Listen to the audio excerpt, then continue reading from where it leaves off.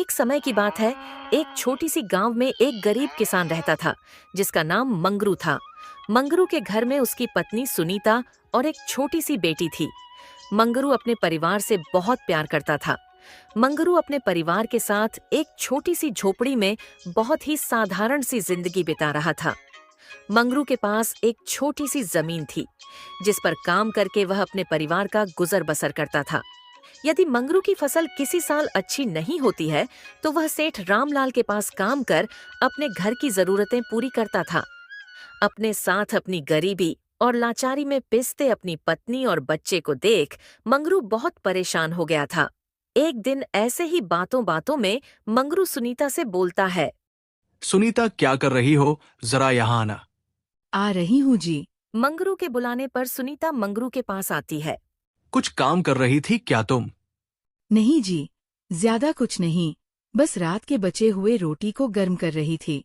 बोलिए, कुछ काम था क्या?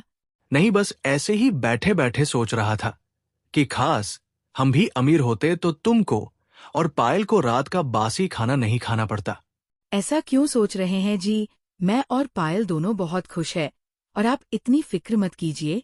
गरीबी का क्या है, आज है कल नहीं। नहीं सुनीता, तुम झूठ बोल रही हो। मैं जानता हूं, तुम भी दूसरी औरत को देखकर जरूर सोचती होगी कि खास ये सब चीज तुम्हारे पास भी होती, परंतु मेरी ये गरीबी मेरे साथ साथ तुम्हें और पायल दोनों को भी पीस रही है। नहीं जी, मैं जैसी भी हूँ बहुत खुश हूँ। मेरे पास जितना है मैं उतने में ही खुश हूँ। आप खेत पर जाइए, आप हमारी फिक्र छोड़िए। मंगरू अपनी पत्नी की ऐसी बातें सुन सोचता है। ये कितनी मासूम है, मुझे खुश रखने के लिए अपना दर्द भी मेरे सामने नहीं बता रही है। हे भगवान, कुछ ऐसा करो जो मैं अपने परिवार को खुश रख सकूं। ठीक है, मैं जा रहा हूं खेतों पर अपना और कोमल का ध्यान रखना। और हाँ, कोमल को आंगनबाड़ी से समय से लेकर आना। मंगरू अपने खाने का डब्बा लेता है और अपने खेत पर चला जाता है।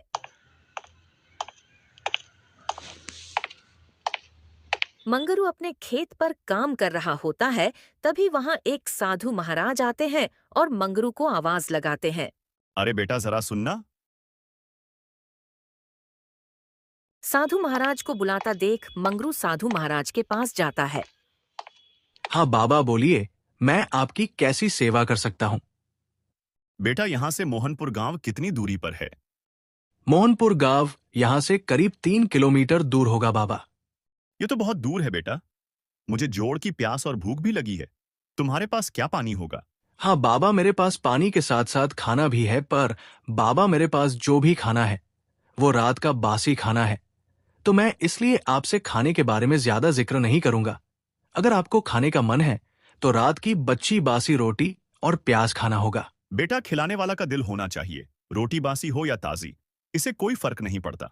बेटा, अगर तुम मुझे बासी रोटी भी खिलाओगे तो मेरे लिए वह ताजा रोटी ही कहलाएगा, क्योंकि तुमने कम से कम मेरे बारे में सोचा तो सही। नहीं तो इस दुनिया में कोई किसी के लिए नहीं सोचता। ऐसा कहती ही मंगरू अपने खाने का डब्बा लाकर साधु को देता है। ये लीजिए बाबा, आप वहां पेड़ के नीचे बैठकर आराम से खा लीजिए। साधु पेड़ के नीचे बैठकर आराम से डिब्बा का खाना निकालकर खा लेता है और मंगरू अपने काम पर लगा होता है।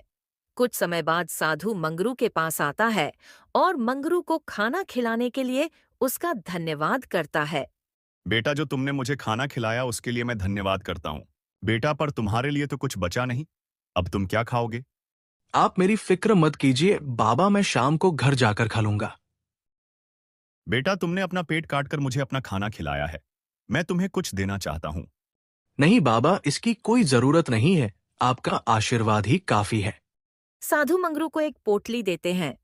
नहीं बाबा, रहने दीजिए, इसकी कोई जरूरत नहीं है, मुझे कुछ नहीं चाहिए। आपका धन्यवाद बाबा। साधु बाबा किसी तरह मंगरू को माना कर वह पोटली मंगरू को दे देते हैं। बेटा, यह पोटली जो मैं तुम्हें दिया हूँ, ये कोई मामूली चीज नहीं है। इसमें पैसे का पेड़ उगाने वाला बीज है। पैसों का पेड़ उगाने वाला बीज सुनकर मंगरू अचंभित हो जाता है। पैसों का पेड़ उगाने वाला बीज? मैं कुछ समझा नहीं बाबा, ऐसा भी बीज होता है क्या? हाँ बेटा, यह अभिमंत्रित बीज है। इसको तुम ले जाओ, अपने घर के बाहर लगा देना। कुछ ही समय में पैसों का पेड़ तुम्हें दिखाई देगा। हाँ, परंतु यह बात याद रखना बेटा, अभिमंत्रित बीज का वृक्ष होगा। इसलिए यदि इस पेड़ से आए पैसे से तुमने कुछ भी गलत उपयोग किया, तो जब भी तुम इस पेड़ पर लगे पैसों को तोड़ने जाओगे, वह वृक्ष अपने आप गायब हो जाएगा। ठीक है बाबा, मैं इस बात पर ध्यान रखूंगा। बाबा, पर एक और सवाल था मेरे मन में। पूछो बेटा, क्या पूछना है? बाबा, इन बीजों को लगाने के बाद कितने दिन में पैसों का पेड़ उग जाएगा? बेटा, तुम इसकी चिंता मत करो। यह जादुई बीज है। एक बार लगाकर तो देखना, तुमको खुद ही इसका जादू बहुत जल्द दिखाई दे देगा। ठीक है बेटा, फिर मैं चलता हूँ। मंगरू को पैसे का बी देने के बाद साधु बाबा वहां से गायब हो जाते हैं। अरे ये बाबा कहाँ चले गए? पक्का या बाबा भी भगवान से काम नहीं होंगे। फौरन घर जाकर सविता को ये सारी बात बताता हूं। मंगरू अपना सारा काम छोड़कर सीधे अपने घर जाता है। सविता, जल्दी से यहाँ आओ, बहुत जरूरी बात करनी है। मंगरू के इतनी जोर से बुलाने के बाद सुनीता फौरन दौड़ी दौड़ी आती है। क्या हुआ जी? इतनी जल्दी आ गए, आज क्या हुआ? काम नहीं है क्या? नहीं, काम तो था, पर आज खेत पर एक साधु बाबा आए थे और उन्होंने आकर मुझसे कहा कि उन्हें प्यास भूख लगी है, तो मैंने उन्हें अपना खाने का डब्बा दे दिया। ये तो आप बहुत अच्छा किया। आपने किसी साधु फकीर को खाना खिलाना तो पुण्य का काम है। हाँ, पर उसके बदले में बाबा ने मुझे एक पोटली दी और कहा कि इसमें पैसों का पेड़ उगाने वाले बीज हैं। क्या कहा अपने? पैसों का पेड़ उगाने वाला बीज? क्यों मजाक कर रहे हो आप मेरे साथ? ऐसा भी कहीं होता है क्या? नहीं सुनीता, मैं सच्ची सच्ची बोल रहा हूं। मुझे बाबा ने यही कहा है, और हाँ कहा है कि इसे अपने घर के बाहर लगा लेना। अगर ऐसी बात है तो एक काम कीजिए, जाकर इसे अपने घर के बाहर लगा लीजिए। शायद साधु बाबा की बात सही हो जाए। एक बार आजमाने में क्या जा रहा है? ठीक है, तो फिर मैं जाकर इन बीजों को घर के बाहर लगा देता हूं। मंगरू जाकर अपने घर के बाहर उन बीजों को लगा देता है।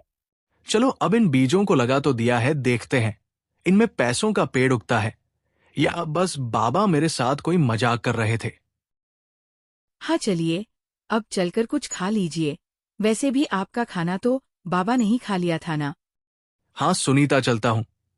पहले कोमल को भी स्कूल से आने दो, फिर मिलकर खाना खाते हैं। मंगरू और उसकी पत्नी बातें कर रहे थे, तभी कोमल स्कूल से आती है और सभी मिलकर खाना खाते हैं। रात हो जाती है और अगले दिन का इंतजार करता है। ऐसे मानो जैसे मंगरू को तो इंतजार ही नहीं हो पा रहा था और कहीं कहीं उसे यह भी डर सता रहा था कि बाबा कहीं मजाक तो नहीं किए हैं मेरे साथ। तो फिर कल सुबह का इंतजार करते हैं और देखते हैं कि क्या होता है। चलिए, अब आप थोड़ा आराम कर लीजिए। खेतों पर काम कर थक गए होंगे। हाँ सुनीता, थक तो गया हूं। चलकर थोड़ा मेरा पैर दबा देना। ठीक है जी, चलिए मैं आपकी पैर दबा देता हूँ। सुनीता पैर दबाने लगती है, फिर मंगरू बोलता है। सुनीता, तुम मेरे लिए कितना कुछ करती हो, कितना ख्याल रखती हो, और मैं एक हूं कि तुम्हारे लिए कुछ कर नहीं पा रहा हूं। आप ऐसी बातें क्यों करते हो जी? माँ सीता को देखिए, उन्होंने भी तो दुख में अपना पति राम का साथ नहीं छोड़ा था ना। ठीक है सुनीता, अब काफी रात हो गया है, जाकर सो जाओ। सुबह हो जाती है और मंगरू की आंख खुल जाती है। नींद खुलते ही मंगरू तुरंत उन बीजों को देखने जाता है। मंगरू जब घर के बाहर आता है तो देखकर दंग रह जाता है। मंगरू देखता है, उसने जो बीज लगाया था अब उसे एक पेड़ बन चुका था और उसे पर फूलों की जगह पैसे लगे थे। मंगरू फौरन अपनी पत्नी सुनीता को आवाज लगाता है। सुनीता, जल्दी से यहाँ आओ, देखो हमारे आंगन में क्या उगा है। सुनीता मंगरू की आवाज सुनकर दौड़ी दौड़ी आती है और वह भी पैसे का पेड़ देख दंग रह जाती है। ये क्या है जी? साधु बाबा की बात तो सही हो गई। यहाँ तो पैसों का पेड़ उग गया है। हाँ सुनीता, अब तो हम भी अमीर हो गए। तुम्हें और कोमल को अब किसी भी चीज की कमी नहीं होने देंगे। रामू फटाफट पेड़ पर से सारे नोट निकाल लेता है। आपको क्या लगता है जी, ये बस एक बार का है या इस पर वापस ये नोट उगेंगे? मुझे भी नहीं पता है सुनीता, अब मुझे कल का इंतजार करना होगा। मंगरू और सुनीता खुशी खुशी घर के अंदर आ जाते हैं। मंगरू और सुनीता खुशी खुशी घर के अंदर आ जाते हैं। उसे दिन कुछ समय बाद मंगरू घर के लिए महीना भर का राशन लेने राजू का दुकान जाता है। तभी राजू बोलता है, आओ आओ मंगरू भाई, बहुत दिनों के बाद राशन लेने आए हो। हाँ राजू भाई, घर का राशन खत्म हो गया था। पर मंगरू भाई, पहले का पैसा तो तुम वापस नहीं किए हो, मैं तुम्हें राशन कैसे दे सकता हूँ? आज मैं तुम्हारा पहले का सारा पैसा चुका दूंगा। मंगरू 1 महीने का राशन घर लेकर आ जाता है। तभी उसकी पत्नी बोलती है, क्या जी कोमल के पिताजी, लग रहा है कि आप तो दुकान ही पूरा उठा कर ले आए हो। पूरी दुकान तो नहीं सुनीता, पर हाँ 1 महीने का राशन मैं जरूर लेकर आ गया हूँ। क्या पता कल पेट से पैसे आएंगे या नहीं भी। रात हो जाती है। फिर सभी कोई खाना खाने लगते हैं। तभी कोमल बोलती है, माँ, कितना अच्छा खाना मैं आज पहली बार खा रही हूँ। ऐसा लगता है मैंने आज तक ऐसा खाना कभी खाया ही नहीं था। हाँ कोमल बेटा, तुम्हारे पापा का काम अच्छा चलने लगा है ना, इसलिए मैं आज खीर पूरी बनाई हूँ। तो फिर माँ, पापा से बोलकर कल चिकन मटन मंगवाओ ना, खाए हुए कितने साल हो गए हैं। हाँ कोमल बेटा, मैं कल तुम्हारे लिए चिकन लेकर आऊंगा।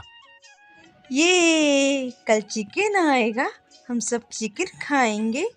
रात हो जाती है और सभी कोई सो जाते हैं। सुबह होते ही मंगरू सबसे पहले अपने पेड़ की तरफ जाता है और फिर से पेड़ में पैसे आए हुए रहते हैं। मंगरू देखकर बहुत खुश होता है और सारे पैसे को पेड़ में से लेकर बोड़ा में बंद कर घर में रख देता है। इस तरह से मंगरू का परिवार अच्छे अच्छे खाने लगता है और मंगरू अपने घर में टीवी, फ्रिज, सभी जरूरतें पूरी करने लगता है। मंगरू के घर में तो अब सारी सामान से घर भर गया था। तभी सुनीता की पड़ोसन की पार्वती आती है और उसके घर में सभी सामानों को देखकर चकित हो जाती है। तब सुनीता से कहती है, क्या रे सुनीता, तुम्हारे घर तो सामानों से भर गया है। कल तो तुम्हारे घर पे खाने के लाले पड़े थे, आज तो तुमने अपने घरों को सामानों से सजा रखा है। क्या बात है, तुम्हारे पति की कोई लॉटरी लगी है क्या? तभी सुनीता जादुई पेड़ के बारे में न बताकर अपनी जमीन बेचने की बात कह देती है। नहीं पार्वती बहन, कोई लॉटरी नहीं लगी है, मैंने अपनी जमीन बेची है, उसी से ये सब आ रहा है। ठीक है सुनीता, वैसे हमको तुम्हारे घर के कोई भी सामान से कोई मतलब नहीं है। वैसे तो मैं सोची कि तुम्हारे पति तो काम पे भी नहीं जाते हैं, पर तुम्हारे घर इतनी सामान कहाँ से आई? ठीक है, मैं जा रही हूँ। फिर सुनीता की पड़ोसन पार्वती अपने घर जाकर अपने पति को सुनीता के घर सामान के बारे में बताती है। तभी उसका पति बोलता है, अरे पार्वती, मुझे तो लग रहा है अपनी पड़ोसन सुनीता झूठ बोल रही है। कोई इतना पागल थोड़ी ना है कि अपनी जमीन बेचकर अपने घर की सामान को खरीदेगा। मुझे तो लग रहा है कुछ न कुछ दाल में काला है। मैं इसका पता लगाकर रहूँगा। मैं दिन और रात सुनीता के घर के बाहर अपनी निगरानी रखूँगा। फिर मंगरू का पड़ोसन पार्वती के पति उसके घर के इस पेड़ के पीछे छुपकर देखते रहता है, पर उसे कुछ भी समझ में नहीं आता है। रात हो जाती है।